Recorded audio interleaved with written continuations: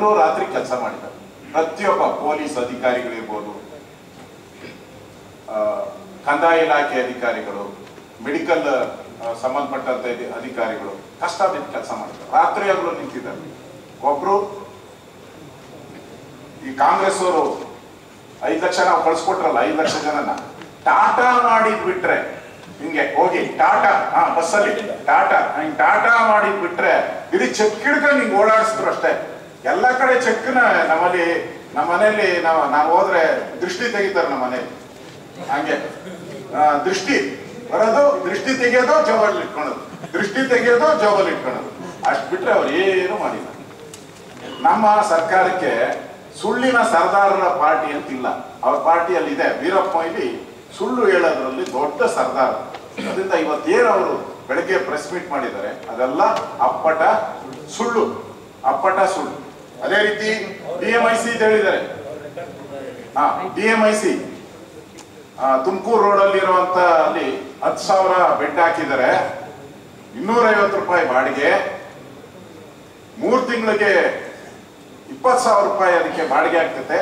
ಮಂಚನೇ ಬಂದ್ಬಿಡುತ್ತೆ ಅಂತ, ಮಂಚನೇ 1,000 ರೂಪಾಯಿ ಮಂಚ ಕೊಡಿಸ್ತೀನಿ ಅಂತ. ಸನ್ಮಾನ್ಯ DK ಶಿವಕುಮಾರ್ ಅವರೇ, ಸ್ವಲ್ಪ ನೀವು ಆಂಜನೇಯ ಅವ್ರನ್ನ ಮಂತ್ರಿ ಆಗಿದ್ರಲ್ಲ, ದಿಂಬು ಬೆಡ್ಡು ಕೇಳಿದ್ರೆ ಗೊತ್ತಾಗುತ್ತೆ ಎಷ್ಟು ರೇಟು ಏನು ಅಂತ. ದಿಂಬು ಬೆಡ್ ರೇಟ್ ಆಂಜನೇಯನವ್ರು ಕೇಳ್ಬೇಕು, ನಮ್ಮಲ್ಲ ಕೇಳೋದು. ನೀವು ನಮ್ಮನ್ನ ಕೇಳಿದ್ರೆ ಏನು ಉಪಯೋಗ ಆಗಲ್ಲ. ದಿಂಬು ಬೆಡ್ ವಿಚಾರ ನೀವು ಅಪ್ಪಟ ಸುಳ್ಳು. ಬೇಜವಾಬ್ದಾರಿಯ ಒಂದು ವಿರೋಧ ಪಕ್ಷವಾಗಿ, ಯಾವುದೇ ಸರಿಯಾದಂತ ದಾಖಲೆಗಳ ಇಲ್ಲದೆ ಅವ್ರು ಹೇಳಿರುವಂತ ಅಮೌಂಟ್ ಇರ್ಬೋದು, ಖರೀದಿ ಮಾಡಿರುವಂತ ವೆಂಟಿಲೇಟರ್ ಸಂಖ್ಯೆ ಇರ್ಬೋದು, ಕಿಟ್ಗಳಿರ್ಬೋದು, ಇವೆಲ್ಲನೂ ಕೂಡ ಅಜಗಜಾಂತರ ವ್ಯತ್ಯಾಸಗಳನ್ನ ಹೇಳಿದ್ದಾರೆ. ಆದ್ರಿಂದ ಯಡಿಯೂರಪ್ಪನವರ ಸರ್ಕಾರ ಈ ಕಷ್ಟದ ಸಂದರ್ಭದಲ್ಲಿ ನಾವೆಲ್ಲರೂ ಕೂಡ ಹಗಲು ರಾತ್ರಿ ಕೆಲಸ ಮಾಡ್ತಾ ಇದ್ರಿ. ಇವರೊಂಥರ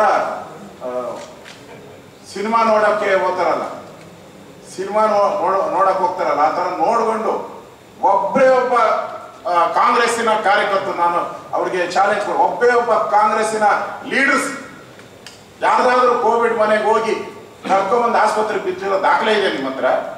ನನ್ನ ಕ್ಷಮಿಸಲ್ಲ.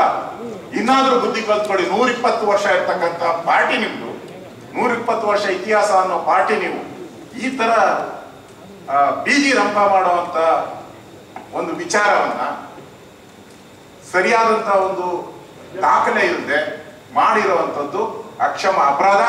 ಮುಂದಿನ ದಿನಗಳಲ್ಲಿ ವಿಧಾನಸಭೆ ಅಧಿವೇಶನದಲ್ಲಿ ಲೆಕ್ಕ ಕೊಡಿ ಅಂತ ಕೇಳ್ತಾ ಇದಾರಲ್ಲ, ಲೆಕ್ಕನ ಇವ್ರು ಮನೆ ಬಾಗಿಲಿಗೆ ನಾವು ಕೊಡ್ತೀವಿ. ವಿಧಾನಸಭೆ ಅಧಿವೇಶನದಲ್ಲಿ 1 ಅಲ್ಲ 10 ದಿನ ಮಾತಾಡಿ, ನಿಮ್ ಕೇಳಿದ್ ನಮ್ಮ ಜೊತೆ ಬಂದಿಲ್ಲ. ಕೊರೋನಾಗೋಸ್ಕರ ಯಡಿಯೂರಪ್ಪನವರು ಒಬ್ಬ ಮುಖ್ಯಮಂತ್ರಿಯಾಗಿ, ಅಪೋಸಿಷನ್ ಅವರೇ ನನ್ನ ಹತ್ರ ಹೇಳಿದ್ದಾರೆ ಲೀಡರ್ಗಳು, ಈ ವಯಸ್ಸಲ್ಲಿ ಯಡಿಯೂರಪ್ಪ ಹಗಲು ರಾತ್ರಿ ಕೆಲಸ ಮಾಡ್ತಾರೆ, ಕಾಂಗ್ರೆಸ್ಸಿನ ಯಾರ್ಯಾರು ಸ್ಟೇಟ್ಮೆಂಟ್ಗಳು ಕೊಡ್ತಾವ್ರೆ ಅವ್ರ ಮನೆನೇ ಬಿಟ್ಟ ಬಂದಿಲ್ಲ, ಮನೆ ಆಚೆ ಬೋರ್ಡ್ ಹಾಕ್ಬಿಟ್ಟವ್ರೆ, ಯಾರು ಒಳಗಡೆ ಬರಬೇಡಿ ಅಂತೇಳಿ ಮನೆ ಮುಂದೆ ಬೋರ್ಡ್ ಹಾಕಿರುವಂತ ಕಾಂಗ್ರೆಸ್ ನಾಯಕರು ಇದ್ದಾರೆ, ಆಚೆನೆ ಬಂದಿಲ್ಲ. ಯಾವ ಆಸ್ಪತ್ರೆ?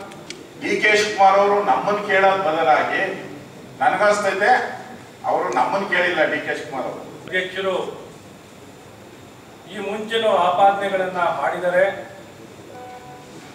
ಬಾರಿನೂ ಅವರು ಆಪಾದನೆ ಮಾಡ್ತಾನೆ ಇದ್ರು. ಏನಪ್ಪ ಪಾಪ ಅವ್ರಿಗೇನು ದಾರಿ ಕಾಣ್ತಿಲ್ಲ, ಅವ್ರಿಗೇನೋ ಒಂದಿಷ್ಟು ಬೇಸ್ಲೆಸ್ ಅಲಿಗೇಷನ್ ಏನ್ ಮಾಡ್ತಿದ್ರು, ನಾವು ನಮ್ಮ ಕಾರ್ಯದಲ್ಲಿ ತೊಡಗಿದ್ದು. ಹಾಗಾಗಿ ಏನೊಂದು ಗಾಳಿಯಲ್ಲಿ ಗುಂಡೊಡಿತಾ ಇರ್ತಾರೆ, ಅದಕ್ಕೆಲ್ಲ ಪ್ರತಿ ಬಾರಿನೂ ಉತ್ತರ ಕೊಡ್ತಾ ಹೋಗ್ಬೇಕು ಅಂತ ಅನ್ನೋದೇನು ಇರಲಿಲ್ಲ. ಅವರಿಗೆ ಸದನ ಇದ್ದಾಗ, ಸದನದಲ್ಲಿ ಪ್ಲೇಸ್ ಆದಾಗ ಲೆಕ್ಕವನ್ನ ಕೊಡ್ಲಿಕ್ಕೆ ನಾವು ತಯಾರಿದ್ದೀವಿ. ಆದ್ರೆ ಇವತ್ತು ಜನ ಕಷ್ಟದಲ್ಲಿದ್ದು ಏನೊಂದು ಸೋಂಕಿನ ಕಾಯಿಲೆಯನ್ನು ಎದುರಿಸ್ತಿರುವಂತ ಒಂದು ಹಿನ್ನೆಲೆಯಲ್ಲಿ ಕರ್ತವ್ಯವನ್ನ ನಿರ್ವಹಣೆ ಮಾಡ್ತಿರುವಂತ ಅಧಿಕಾರಿಗಳಿಗೆ ಇವರು ಭಯ ಹುಟ್ಟಿಸುವಂಥದ್ದು, ಆತಂಕ ಹುಟ್ಟಿಸುವಂಥದ್ದು, ಗೊಂದಲ ಹುಟ್ಟಿಸುವಂಥದ್ದು, ಜನರಲ್ಲಿ ಗೊಂದಲ ಹುಟ್ಟಿಸುವಂಥದ್ದು, ಇದನ್ನ ಪ್ರಯತ್ನವನ್ನ ಮಾಡ್ತಿದ್ರು ಬಾರಿನೂ.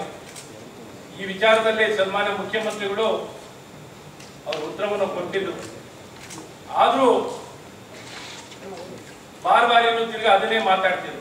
ಹಾಗಾಗಿ ನಾನು ಸನ್ಮಾನ್ಯ ಶ್ರೀರಾಮುಲು ಅವರು, ನಾವೆಲ್ಲ ಜನರ ಮಧ್ಯೆ ಕೆಲಸ ಮಾಡೋದ್ ಬದಲು ಇವತ್ತು ಇದನ್ನೇ ಅವರು ಪ್ರತಿ ಬಾರಿನೂ ದಾರಿ ತಪ್ಪಿಸುವಂತ ಪ್ರಯತ್ನ, ಗೊಂದಲ ನಿರ್ಮಾಣ ಮಾಡುವಂತ ಏನೊಂದು ಪ್ರಯತ್ನ ಇದೆ. ಇವತ್ತೆಲ್ಲೋ ಒಂದ್ ಕಡೆ ಸ್ಪಷ್ಟವಾಗಿ ನಾವು ಸಾಕಷ್ಟು ಸಮಯ ಇಟ್ಕೊಂಡು ಎಲ್ಲ ಇಲಾಖೆವಾರು ಏನೇನು ಪ್ರಶ್ನೆ ಕೇಳಿದ್ದಾರೆ, ಎಲ್ಲಾ ಇಲಾಖೆಯಿಂದ, ಸಾಮಾಜಿಕ ಇಲಾಖೆ ಇರಲಿ, ಲೇಬರ್ ಡಿಪಾರ್ಟ್ಮೆಂಟ್ ಇರಲಿ, ರೆವಿನ್ಯೂ ಡಿಪಾರ್ಟ್ಮೆಂಟ್ ಇರಲಿ, ಆರೋಗ್ಯ ಇಲಾಖೆ ಇರಲಿ, ಮೆಡಿಕಲ್ ಎಜುಕೇಶನ್ ಇರಲಿ, ಎಲ್ಲಾ ಇಲಾಖೆಯಿಂದ, ಮಕ್ಕಳ ಕಲ್ಯಾಣ ಇಲಾಖೆಯಿಂದನೂ ಏನೇನು ಅವ್ರಿಗೆ ಅನುಮಾನ ಇದಾವೆ ಆ ಅನುಮಾನಕ್ಕೆಲ್ಲ ಸ್ಪಷ್ಟವಾದಂತ ಉತ್ತರ ಕೊಡಬೇಕು ಅಂತಾನೆ ಇವತ್ತು ಮುಂದೆ ಬಂದ್ಕೊಂಡಿದ್ದೀವಿ. ಎಲ್ಲ ಒಂದ್ ಕಡೆ ತಪ್ಪು ಸಂದೇಶ ಹೋಗ್ಬಾರ್ದು, ಜನರು ಕೈ ಹಿಡಿಯುವಂತ ಕೆಲಸವನ್ನದಲ್ಲಿ ತೊಡಗಟ್ಬಿಟ್ಟು ಬೇರೆ ಎಲ್ಲ ಕೆಲಸವನ್ನು ಮಾಡ್ತಿದ್ದಾರೆ. ಇದುವರೆಗೂ ಖರ್ಚು ಮಾಡಿರುವಂಥದ್ದು 290 ಕೋಟಿ, ಇದನ್ನ 750 ಕೋಟಿ ಅಂತ ತಿಳಿಸಿದ್ದಾರೆ. ಹಾಗಾಗಿ ಈ ವಿಚಾರದಲ್ಲಿ ಹೇಗೆ ಖರ್ಚು ಮಾಡಿದ್ದೀವಿ? PPE ಕಿಟ್ ಎಲ್ಲಾ ಕಡೆ 300 ರೂಪಾಯಿ ಸಿಗ್ತಿದೆ. ಮೊದಲು 900 ರೂಪಾಯಿ ಆಯ್ತು, ಈಗ 300 ರೂಪಾಯಿ ಬಂದಿದ್ದಾರೆ. ಏನೊಂದು ಕೋವಿಡ್ ಸೋಂಕಿನ ಕಾಯಿಲೆ ಪ್ರಾರಂಭ ಆಗಿದ್ದಂಥದ್ದು ಮಾರ್ಚ್ ತಿಂಗಳಲ್ಲಿ ನಮ್ಮ ಸರ್ಕಾರದಿಂದ 4 ಕಾಂಪೋನೆಂಟ್ PPE ಕಿಟ್ ನ 330 ರೂಪಾಯಿಗೆ ನಾವು ಕೊಂಡ್ಕೊಂಡಿರೋದು. ಮಾರ್ಚ್ ತಿಂಗಳಲ್ಲಿ 1.5 ಲಕ್ಷ ಅಷ್ಟು ಕ್ವಾಂಟಿಟಿನ 1.5 ಲಕ್ಷ ಅಷ್ಟು ಕ್ವಾಂಟಿಟಿ PPE ಕಿಟ್ಸ್ ನ 4 ಕಾಂಪೋನೆಂಟ್ ನ 330 ರೂಪಾಯಿ ಕೊಂಡ್ಕೊಂಡಿದ್ದೀವಿ. ಹೇಳಿದರೆ 2100 ರೂಪಾಯಿ ಕೊಟ್ಟು ಚೈನಾದಿಂದ ತಂದ್ಬಿಟ್ರು. ಚೈನಾದವರು ನಮ್ಮ ದೇಶದ ಸೈನಿಕರನ್ನ ಬಂದಿದ್ದಾರೆ, ಅವ್ರ ಹತ್ರ ಹೋಗ್ಬಿಟ್ಟು PPE ಕಿಟ್ ತಂದ್ಬಿಟ್ಟಿದ್ದೀರಾ ಅಂತ.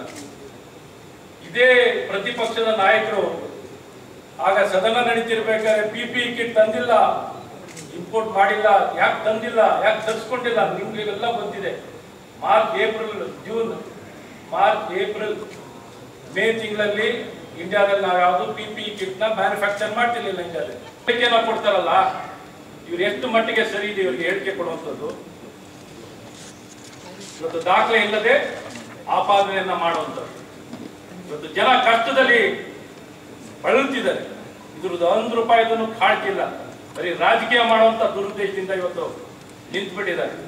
ಹಾಗಾಗಿ ಇವತ್ತು ತಿಳಿಸಕ್ಕೆ ಇಷ್ಟಪಡ್ತೀನಿ, ಇದು ಯಾವ್ದ್ರಲ್ಲೂ ಇವತ್ತು ನೋಡಿ ಇಂಡಿಯಾ ಮಾರ್ಟ್ನಲ್ಲೂ ಇವತ್ತೇನು ನಾವು ತಗೊಂಡಿದ್ದು ನಮ್ಮ ಕ್ವಾಲಿಟಿ ಗೋಕುಲ್ ದಾಸಿಂದ ತಗೊಂಡಿದ್ದು 1800 ರೂಪಾಯಿಗಿದೆ. ಯಾವ ಹಂತದಲ್ಲಿ ಏನೇನು ಪ್ರೊಕ್ಯೂರ್ಮೆಂಟ್ ಮಾಡಿದೀವಿ ಬಹಳ ಸ್ಪಷ್ಟವಾಗಿ ತಿಳಿಸಿದ್ದೀವಿ. ಮತ್ತು ವೆಂಟಿಲೇಟರ್ಸ್ ವಿಚಾರದಲ್ಲಿ ಈಗಾಗಲೇ ನಮ್ಮ ಸನ್ಮಾನ್ಯ ಅಶೋಕ್ ಅವರು ತಿಳಿಸಿದ್ದಾರೆ. ಯಾವ ರೀತಿ ಯಾವ ರೇಟಲ್ಲಿ ಇವ್ರು ಖರೀದಿ ಮಾಡಿದ್ರು. ಕೋವಿಡ್ ಕ್ರೈಸಿಸ್ ಇರಲಿಲ್ಲ, ಯಾವ ಒಂದು ಪ್ರೆಷರ್ ಇರಲಿಲ್ಲ, ಆ ರೇಟ್ ಬಗ್ಗೆ ಮಾತಾಡಿದ್ದಾರೆ. 51,000ಕ್ಕೆ 9 ಯೂನಿಟ್ ಸಪ್ಲೈ ಮಾಡಿದ್ದಾರೆ. ಇದು 2019ರಲ್ಲಿ ಆಗಿರುವಂಥದ್ದು. ಯಾವ ಪ್ರೆಷರ್ ಇರಲಿಲ್ಲ, ಕೋವಿಡ್ ಇರಲಿಲ್ಲ. ಇವತ್ತು ನಾವು ತಗೊಂಡಿರೋದು 80 ಯೂನಿಟ್, 5,60,000ಗೆ 80 ಯೂನಿಟ್ ತಗೊಂಡಿದ್ದೀವಿ. 28 ಯೂನಿಟ್ ಶೆಲ್ಫ್ ಅಲ್ಲಿ ಯಾವ್ದಾವ್ದಿತ್ತು, ಸಪ್ಲೈ ಯಾವ್ದಾವ್ದಿತ್ತು, 28 ಯೂನಿಟ್ ನ 7 ಲಕ್ಷ ರೂಪಾಯಿಂದ ಹಿಡಿದು 18 ಲಕ್ಷ ರೂಪಾಯಿ ಒಂದೇ ಒಂದು ಖರೀದಿ ಮಾಡಿರೋದು. ಅದು ಸ್ಪೆಸಿಫಿಕೇಶನ್ ಇರುವಂಥದ್ದು. ಅದನ್ನು ನೀವು ಬೇಕಾದ್ರೆ ಪೋರ್ಟಲ್ ನಲ್ಲಿ ನೋಡಿ ಯಾವ ರೇಟಿಗಿದೆ ನಾವು ತಗೊಂಡಿರುವಂತ ಸಪ್ಲೈ ತಗೊಂಡಿರುವಂತ ವೆಂಟಿಲೇಟರ್. ಜಂಪ್ ಪೋರ್ಟಲ್ ನಲ್ಲಿ ನೋಡಿ ರೇಟ್ ಎಷ್ಟಿಗಿದೆ ಅಂತ ನೋಡುವಂಥದ್ದಾಗಿದೆ. ಟ್ರಾನ್ಸ್ಪೋರ್ಟ್ ವೆಂಟಿಲೇಟರ್ ನ ಅಸಿಸ್ಟೆಡ್ ವೆಂಟಿಲೇಟರ್ ನ ತಗೊಂಡ್ಬಂದ್ಬಿಟ್ಟು ಇನ್ನೊಬ್ರು ಅಧ್ಯಕ್ಷರು, KPCC ಅಧ್ಯಕ್ಷರು 4 ಲಕ್ಷ ರೂಪಾಯಿ ತಮಿಳುನಾಡಲ್ಲಿ ಕೊಟ್ಬಿಟ್ಟಾರೆ. ತಮಿಳುನಾಡಲ್ಲಿ ಕೊಟ್ಬಿಟ್ಟಿದ್ದಾರೆ 4 ಲಕ್ಷ ರೂಪಾಯಿಗೆ ಅಂತ ಹೇಳಿದ್ದಾರೆ.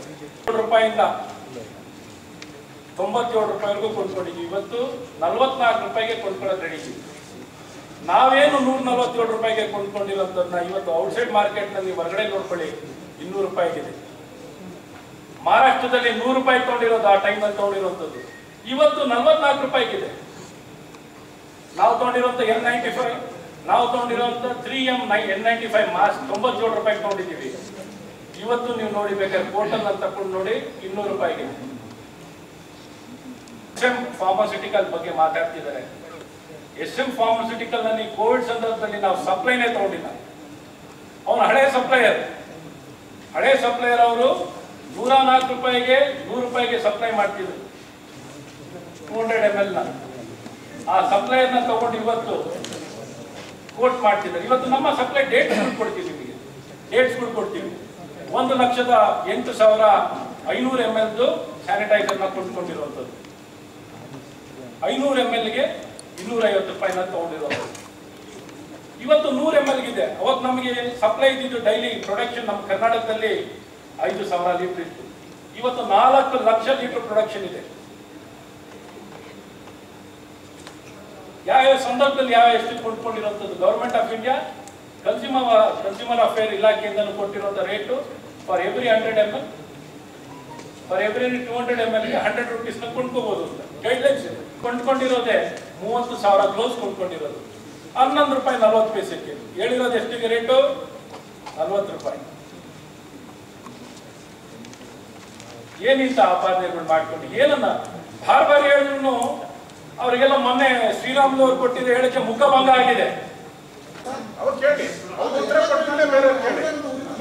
ಅವರಿಗೆ 130 ವೆಂಟಿಲೇಟರ್ ಆರ್ಡರ್ ಪ್ಲೇಸ್ ಮಾಡ್ತೀವಿ, 80 ಸಪ್ಲೈ ಮಾಡ್ತಾರೆ. ರೇಟು 5,60,000. ಒಟ್ಟು ನಾವು 7,28 ಲಕ್ಷವನ್ನು ಕೊಡ್ತೀವಿ. ಟ್ಯಾನ್ಸ್ ಹೆಲ್ತ್ ಕೇರ್ ಏಜೆನ್ಸಿ ಅವರು ನಾವು ಕೊಡ್ತೀವಿ, ನಿಮ್ಗೆಲ್ಲ ಶೀಟಾಗಿ ಕೊಟ್ಬಿಡ್ತೀವಿ ಸರ್. ಎಷ್ಟು ಲೆಕ್ಕದಲ್ಲಿ ದೋಷಾರೋಪಣೆ ಮಾಡುವಂತ ಸಂದರ್ಭ ಬಂದಿದೆಯಲ್ಲ, ಇದು ಇಡೀ ಭಾರತ ದೇಶದಲ್ಲಿ ಮಾತ್ರ ಅಲ್ಲ, ಇಡೀ ವಿಶ್ವದಲ್ಲಿ ನನಗಿರ್ತಕ್ಕಂಥ ಮಾಹಿತಿಯಲ್ಲಿ ಯಾವುದೇ ಒಂದು ರಚನಾತ್ಮಕವಾಗಿರ್ತಕ್ಕಂಥ ವಿರೋಧ ಪಕ್ಷದ ನಾಯಕರು ಮಾಡುವಂತ ಕೆಲಸ ಅಲ್ಲ ಇದು. It is a shame, it is a public shame. ಹಾಗಾಗಿ ಇದನ್ನ ಜನರು ಯಾವತ್ತೂ ಕೂಡ ಕ್ಷಮೆಯನ್ನ ಮಾಡೋದಿಲ್ಲ. ಅವ್ರ ತಟ್ಟೆಯಲ್ಲಿ ಹೆಗ್ಣಾನ್ ಇಟ್ಕೊಂಡು ನಮ್ಮ ತಟ್ಟೆಯಲ್ಲಿ ನೊಣ ಹುಡ್ಕಕ್ ಬಂದಿದ್ದೀರಲ್ಲ, ನಿಮ್ಗೇನಾದ್ರೂ ಗೌರವ ಇದೆಯಾ? ಯಾರು ಭ್ರಷ್ಟಾಚಾರದ ಬಗ್ಗೆ ಮಾತಾಡ್ತಾ ಇದ್ರಿ? ಭ್ರಷ್ಟಾಚಾರ ಕೂಪವನ್ನೇ ಇಡೀ ರಾಜ್ಯದಲ್ಲಿ 1ನೇ ಸ್ಥಾನ 2ನೇ ಸ್ಥಾನ ಅಂತ ಬಂದ್ರೆ ಬಹುಶಃ ಯಾರು ಬರುತ್ತೆ ಅಂತ ಇಡೀ ರಾಜ್ಯದ ಜನತೆ ಗೊತ್ತಿದೆ. ಈ ಕೋವಿಡ್ ನ ಸಂದರ್ಭದಲ್ಲಿ ನೀವು ಭ್ರಷ್ಟಾಚಾರದ ಬಗ್ಗೆ ಮಾತಾಡ್ತಾ ಇದ್ದೀರಲ್ಲ, ಅದು ಸಂಪೂರ್ಣ ಸುಳ್ಳು. ಒಂದು ಅಂಕೆ ಸಂಖ್ಯೆಯನ್ನು ಕೂಡ ಸರಿಯಾದಂತ ಮಾಹಿತಿ ಕೊಡ್ಲಿಲ್ಲ. ಆರೋಗ್ಯ ಇಲಾಖೆಯಲ್ಲೂ ಸುಳ್ಳು ಹೇಳಿದ್ದೀರಿ, ವೈದ್ಯಕೀಯ ಶಿಕ್ಷಣ ಇಲಾಖೆ ಖರೀದಿಯಲ್ಲಿ ಸುಳ್ಳು ಹೇಳಿದ್ದೀರಿ. ನನ್ನ ಇಲಾಖೆಯಲ್ಲಿ 815 ಕೋಟಿ ರೂಪಾಯಿಯ ಖರೀದಿಯಾಗಿದೆ ಅಂತೀರಿ. ನಮ್ಮ ಇಲಾಖೆಗೆ ಪ್ರಸ್ತಾವನೆ ಬಂದಿದೆ 815 ಕೋಟಿ. ಇಡೀ 17 ಮೆಡಿಕಲ್ ಕಾಲೇಜ್ಗೆ, ಬೆಂಗಳೂರಿನಲ್ಲಿ ಇರ್ತಕ್ಕಂಥ ಸೂಪರ್ ಸ್ಪೆಷಾಲಿಟಿ ಹಾಸ್ಪಿಟಲ್ಸ್ಗೆ ಮೇಲ್ದರ್ಜೆಗೆ ಏರಿಸಬೇಕು, ಇರ್ತಕ್ಕಂಥ ಎಲ್ಲ ಹಾಸಿಗೆಗಳನ್ನ ICU ಅನ್ನ ಮಾಡಬೇಕು, ಇವತ್ತು ಆಕ್ಸಿಜನ್ ವೆಂಟಿಲೇಟರ್ಗಳನ್ನ ಹೆಚ್ಚು ಮಾಡಬೇಕು. ಈ ರೀತಿಯ ಪ್ರಸ್ತಾವನೆಗಳಲ್ಲಿ 815 ಕೋಟಿ ರೂಪಾಯಿ ಪ್ರಸ್ತಾವನೆ ಬಂದಿದೆ. ಆದ್ರೆ ಯಾವುದೂ ಮಂಜೂರಾಗಿಲ್ಲ, ಅನುಮೋದನೆ ಆಗಿಲ್ಲ. ಇದುವರೆಗೂ ಅನುಮೋದನೆ ಆಗಿ ನಾವು ಖರ್ಚು ಮಾಡಿರುವಂತದ್ದು 33 ಕೋಟಿ ರೂಪಾಯಿ. ಇಂತಹ ಒಂದು ವೆಂಟಿಲೇಟರ್ನ ಅವಶ್ಯಕತೆ ಇದೆ. ಅದಕ್ಕೋಸ್ಕರ 140 ಆರ್ಡರ್ ಮಾಡಿದೀವಿ, 140 ಬಂದಿದೆ, ಅಳವಡಿಸಿದೀವಿ. 140 ಒಂದಕ್ಕೆ 13,60,000. ಇದಕ್ಕಿನ್ನ ಕೆಳ ದರ್ಜೆ ಇರ್ತಕ್ಕಂಥದ್ದು 21 ಲಕ್ಷ ಕೊಟ್ಟು ತಗೊಂಡಿದ್ದೀರಿ ಜನವರಿಯಲ್ಲಿ. ನಾನು ಹೇಳ ಎಷ್ಟು ಪರ್ಸೆಂಟೇಜ್ ತಗೊಂಡಿದ್ದೀರಿ ನೀವು ಅಂತ, ಎಷ್ಟು ಪರ್ಸೆಂಟ್ ಹೊಡೆದಿದ್ದೀರಿ ಅಂತ ಹೇಳ್ಬೋದ? ನಾನು ಕರೋನಾ ಇರ್ಲಿಲ್ಲ, ಯಾವ ಆರೋಗ್ಯ ತುರ್ತು ಪರಿಸ್ಥಿತಿ ಇರ್ಲಿಲ್ಲ, ಯಾಕೆ ತಗೊಂಡ್ರಿ 21 ಲಕ್ಷಕ್ಕೆ? ಅವತ್ತು ಜನವರಿಯಲ್ಲಿ 2019ರಲ್ಲಿ ನಮ್ಮ ಅಶೋಕ್ ರವರು ಚೆನ್ನಾಗಿ ಹೇಳಿದ್ರು, ಬಹುಶಃ ಚಂದ್ರಮಂಡಲದಲ್ಲಿ ಏನಾದರೂ ಅದನ್ನು ಮ್ಯಾನುಫ್ಯಾಕ್ಚರ್ ಮಾಡಿ ತಂದಿರಬಹುದು ಅಂತ. ಈ ರೀತಿ ದೋಷಾರೋಪಣೆ ಮಾಡುವಂತದ್ದು ಸಾರ್ವಜನಿಕ ಬದುಕಿನಲ್ಲಿ ಸರಿನಾ ಅಲ್ವಾ ಅಂತ ಜನರು ತೀರ್ಮಾನ ಮಾಡ್ತಾರೆ. ಕರೋನಾ ಇಂದ ಇವತ್ತು ಕಾಂಗ್ರೆಸ್ ಪುನಶ್ಚೇತನ ಮಾಡಬಹುದು ಅಂತ ನೀವೇನಾದ್ರೂ ಅನ್ಕೊಂಡಿದ್ರೆ ಅದು ನಿಮ್ಮ ಭ್ರಮೆ ಅಷ್ಟೇ. ಯಾವ ಕಾರಣಕ್ಕೂ ಅದು ಈಡೇರೋದಿಲ್ಲ. ಜನ ನಿಮ್ಮನ್ನ ಕ್ಷಮೆ ಮಾಡೋದಿಲ್ಲ. ಬಹಳ ನೋವಾಗ್ತದೆ ನಮ್ಗೆ. ಇಲ್ಲಿ ಕುಳಿತಿರ್ತಕ್ಕಂಥ ಎಲ್ಲ ಮಂತ್ರಿಗಳು, ಪ್ರತಿಯೊಬ್ಬ ಅಧಿಕಾರಿಯೂ ಕೂಡ ಕಳೆದ 120 ದಿವಸದಲ್ಲಿ ಒಬ್ರು ಕೂಡ ಒಂದು ರಜಾ ತಗೊಂಡಿಲ್ಲ. ಅವ್ರ ಮನೆಗಳಲ್ಲಿ ಕೋವಿಡ್ ಇದ್ರೂ ಕೂಡ ಕೆಲಸ ಮಾಡ್ತಾ ಇದ್ದಾರೆ. ಈ ರೀತಿಯ ಪ್ರಾಮಾಣಿಕ ಪ್ರಯತ್ನ ನಾವು ಮಾಡ್ತಾ ಇರ್ಬೇಕಾದ್ರೆ ಇವತ್ತು ಯಾವ ಬಾಯಲ್ಲಿ ನೀವು ಈ ರೀತಿ ಆಪಾದನೆ ಮಾಡ್ತೀರಿ? ಯಾವ ದಾಖಲೆ ಇದೆ ನಿಮ್ಮಲ್ಲಿ? ನಾನು ಅವತ್ತು ಹೇಳಿದ್ದೀನಿ, ಏನಾದ್ರೂ ₹1 ಯಾರಾದ್ರೂ ಇದರಲ್ಲಿ ಭ್ರಷ್ಟಾಚಾರ ಮಾಡಿದ್ರೆ ನೇಣಿಗೆ ಬಹಿರಂಗವಾಗಿ ಹಾಕಿ ನಾವು ತಯಾರಿದ್ದೀವಿ. ಕಾಂಗ್ರೆಸ್ ಅನ್ನ ಪುನಶ್ಚೇತನ ಮಾಡೋದು, ಜನರಲ್ಲಿ ಏನೋ ಒಂದು ಸಿಂಪತಿ ಬರುವಂತದ್ದು ಬರಬೇಕು ಅನ್ನುವಂತ ಉದ್ದೇಶ, ದುರಾಲೋಚನೆ ಇದೆ. ಏನ್ ಉದ್ಧಾರ ಮಾಡೋರು ಬಸ್ ಸ್ಟೇಷನ್ ಹತ್ರ ಹೊರಟೋಗ್ತಾರೆ, ರೈಲ್ವೆ ಸ್ಟೇಷನ್ ಹತ್ರ ಹೋಗ್ಬಿಡೋದು, ಆ ಕಾರ್ಮಿಕರ ಬಗ್ಗೆ ಮೊಸಳೆ ಕಣ್ಣನ್ನ ಸುರಿಸೋದು, ನಾವೇ ಎಲ್ಲ ಇದು ದುಡ್ಡು ಕೊಟ್ಟು ಬಿಡ್ತೀವಿ ಅಂತ ಹೇಳೋದು, ಒಂದಕ್ಕೂ ಕೊಡ್ಲಿಲ್ಲ. ಈ ರೀತಿಯ ಆಪಾದನೆಗಳನ್ನ ಇಂಥ ಸಂದರ್ಭದಲ್ಲಿ ಮಾಡಿಲ್ಲ. ಆಮೇಲೆ ತಮಗೆ ನೆನಪಿರ್ಲಿ, ಇದೆಲ್ಲವೂ ಕೂಡ CAG ಅವರು ಮತ್ತೆ ಇದನ್ನ ಆಡಿಟ್ ಮಾಡ್ತಾರೆ. This is all subject to audit. ಇಲ್ಲಿ ಒಂದು ಆಡಿಟ್ ಇದೆ, 16, 17 ಯಾರಿದ್ರೂ ಗೊತ್ತಿಲ್ಲ, ಆರೋಗ್ಯ ಸಚಿವರು 500 ಕೋಟಿ ರೂಪಾಯಿಯಲ್ಲಿ ಉಲ್ಲೇಖ ಮಾಡಿದ್ದಾರೆ. ಸ್ವಲ್ಪ ನಿಮಗೂ ಕೊಟ್ಟಿರ್ತೀನಿ, ನೋಡ್ಕೊಳ್ಳಿ.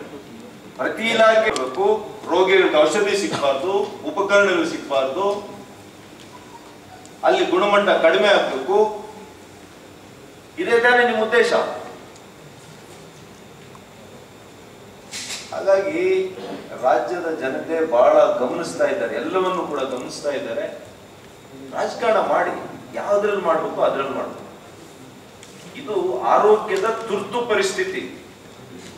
ಇಲಾಖೆಯಿಂದ ನಾವು ಖರ್ಚು ಮಾಡಿರ್ತಕ್ಕಂಥದ್ದು 897 ಕೋಟಿ ರೂಪಾಯಿ ಖರ್ಚು ಮಾಡಿದ್ದೀವಿ. 897 ಕೋಟಿ ರೂಪಾಯಿದಲ್ಲಿ 5,000 ರೂಪಾಯಿನ ನಾವೇನು DBT ಮೇಲೆ ಟ್ರಾನ್ಸ್ಫರ್ ಮಾಡಿದ್ದೀವಿ.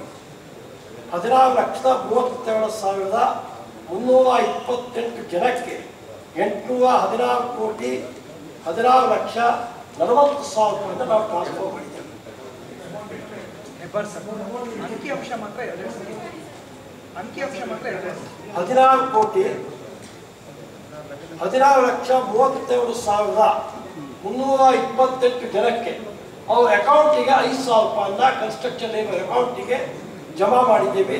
ಇದರ ದುಡ್ಡು 816 ಕೋಟಿ 16,40,000 ರೂಪಾಯಿನ ಜಮಾ ಮಾಡಿದ್ದೀವಿ.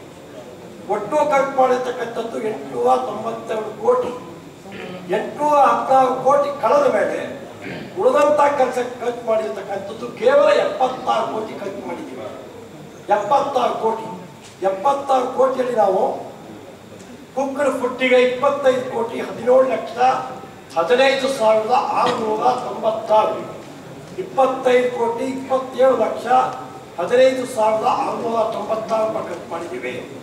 ಡ್ರೈ ಫುಡ್ಡಿಗೆ 44 ಕೋಟಿ 89,38,876 ಕಿಟ್ಸಿಗೆ, ಡ್ರೈ ಫುಡ್ಸ್ ಕಿಟ್ಸಿಗೆ. ಟ್ರಾನ್ಸ್ಪೋರ್ಟೇಷನ್ 1,20,20,20,914 ರೂಪಾಯಿ ಖರ್ಚು ಮಾಡಿದ್ದೀವಿ. IEC ಆಕ್ಟಿವಿಟಿಗೆ 4,25,00,000 ರೂಪಾಯಿ ಖರ್ಚು ಮಾಡಿದ್ದೀವಿ. ಒಟ್ಟಾಗಿ ನಾವು ಖರ್ಚು ಮಾಡಿರ್ತಕ್ಕಂಥದ್ದು 897 ಕೋಟಿ ರೂಪಾಯಿ ಖರ್ಚು ಮಾಡಿದ್ದೀವಿ. ಅದರಲ್ಲಿ 816 ಕೋಟಿ ಜನಕ್ಕೆ ಕೊಟ್ಟಿರ್ತಕ್ಕಂಥದ್ದು 5,072 ಕೋಟಿ ರೂಪಾಯಿ, ಬಾಕಿ ಎಲ್ಲ ಆಕ್ಟಿವಿಟೀಸ್ ಖರ್ಚು ಮಾಡಿದ್ದೀವಿ. ಇದರಲ್ಲಿ 1,000 ಕೋಟಿ ಭ್ರಷ್ಟಾಚಾರ ಆಗಿದೆ ಅಂತಂದ್ರೆ 892 ಕೋಟಿಯಲ್ಲಿ 814 ಕೋಟಿ ಅವ್ರಿಗೆ ಅಕೌಂಟಿಗೆ ಜಮಾ ಮಾಡಿದ್ದೀವಿ. ಕೇವಲ 72 ಕೋಟಿ ರೂಪಾಯಿ ಖರ್ಚು ಮಾಡಿದ್ದೀವಿ. ಅದರಲ್ಲಿ ಊಟ ಕೊಟ್ಟಿದ್ದು ಹೇಳ್ಬಿಡ್ತೀವಿ. ನಾವು 30/3/2020 22/7/2020 ತನಕ 85,10,803 ಊಟ ಕೊಟ್ಟಿದ್ದೀವಿ. 85,10,803 ಊಟ ಕೊಟ್ಟಿದ್ದೀವಿ. ಅದು 10 ಕಡೆ ತಗೊಂಡಿದ್ದೀವಿ. ಇಸ್ಕಾನ್ ತಗೊಂಡಿದ್ದೀವಿ, ಕಂಪಾಲ್ ತಗೊಂಡಿದ್ದೀವಿ, ಅದಮ್ಯ ಚಿತ್ರ ತಗೊಂಡಿದ್ದೀವಿ, ಕಾಮತ್ ತಗೊಂಡಿದ್ದೀವಿ, ಮಯ್ಯಾತ್ ತಗೊಂಡಿದ್ದೀವಿ, ಎಲ್ಲ ಕಡೆ ತಗೊಂಡಿದ್ದೀವಿ. 85 ಲಕ್ಷ ಕಡೆ 80 ಲಕ್ಷ ಊಟ ತಗೊಂಡಿದ್ದೀವಿ. 23 ಕೋಟಿ 7,14,012 ರೂಪಾಯಿ. 23 ಕೋಟಿ 7,14,012 ರೂಪಾಯಿ. ಅದು ಬಿಟ್ಟು ಲೈನಲ್ಲಿ ಪ್ರಯಾಣ ಮಾಡಿದಂಥ ಮೈಗ್ರೇಟ್ ಲೇಬರ್ 3,67,830 ಊಟ ಕೊಟ್ಟಿದ್ದೀವಿ. KSRTC ಬಸ್ನಲ್ಲಿ ಹೋಗ್ತಕ್ಕಂಥ 41,500 ಕೊಟ್ಟಿದ್ದೀವಿ. IBIC ಕೇಂದ್ರದ ಕಾರ್ಮಿಕರಿಗೆ ಫುಡ್ ಕಿಟ್ಟನ್ನು 17,000 ಕಿಟ್ಟನ್ನು ವಿತರಣೆ ಮಾಡಿದ್ದೀವಿ. ಹೀಗೆ ಒಟ್ಟಾರೆ ಕಾರ್ಮಿಕ ಇಲಾಖೆ ಟೋಟಲ್ ನಾವು ಫುಡ್ ಕಿಟ್ಟನ್ನು ವಿತರಣೆ ಮಾಡಿರ್ತಕ್ಕಂಥದ್ದು 3,58,000 ಕಿಟ್ಗಳನ್ನು ನಾವು ವಿತರಣೆ ಮಾಡಿದ್ದೀವಿ 4 ತಿಂಗಳಲ್ಲಿ. ಒಟ್ಟು ಇಡೀ ಕಾರ್ಮಿಕ ಇಲಾಖೆಯಿಂದ ಏನು ಸಾವಿರಾರು ಕೋಟಿ ಭ್ರಷ್ಟಾಚಾರ ಆಗಿದೆ ಅಂತೇಳಿ ವಿರೋಧಿ ಪಕ್ಷ ನಾಯಕರು ಹೇಳಿದ್ದಾರೆ. ಏನೂ ಗೊತ್ತಿಲ್ಲದೆ ಸತ್ಯಕ್ಕೆ ದೂರವಾದ ಸಂಗತಿಯನ್ನು ಹೇಳಿ ಜನಕ್ಕೆ ತಪ್ಪಾದ ಕೆಲಸವನ್ನು ಮಾಡಿದ್ದಾರೆ. ಹಾಗಾಗಿ ಕಾರ್ಮಿಕ ಇಲಾಖೆ ಎಲ್ಲ ಪಟ್ಟಿಯನ್ನು ನೀವು ಕಣ್ಣು ಮುಂದೆ ಇಟ್ಟಿದ್ದೀವಿ.